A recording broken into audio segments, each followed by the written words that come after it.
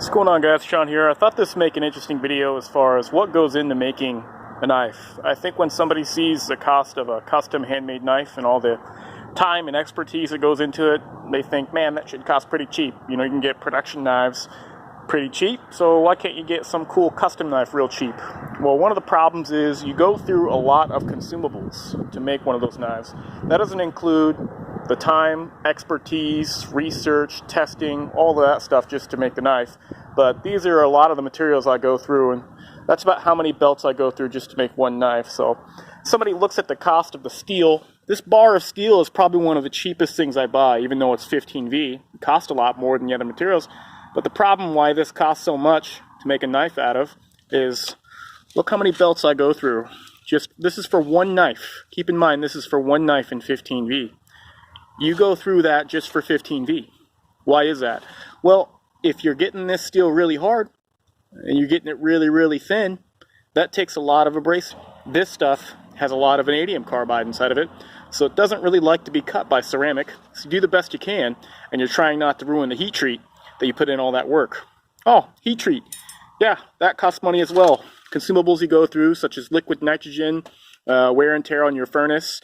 You go through this foil to protect it from atmosphere, and then also there's just the time it takes to do it as well. Sharpening, you need special stones to sharpen it. You go through this stuff right here. This is Dicom marking die. Scales, you got to buy nice scales. I like these scales. They're cost a little bit more, but man, I love Greg stuff. It's really cool. Corby bolts, these can be anywhere from like $3 a pop. The drills that you have to use, step drill, special drill for the Corby bolt. G-Flex glue, it's probably one of the more expensive epoxies you can get on the market, but it's the best. We've got to go through one of these. This is just for size reference. I don't actually use this, but you can see we started about here. And this is a name brand. This is a Diablo cutoff wheel for my angle grinder. And this is just what works the best for this. The Harbor Freight off-brand, that doesn't work very well.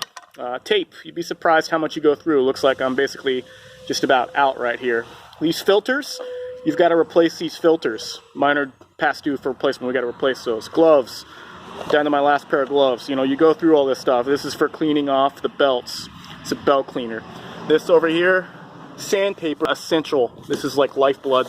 You started with about 50 sheets. You can see we're down really low now, lower than we'd like.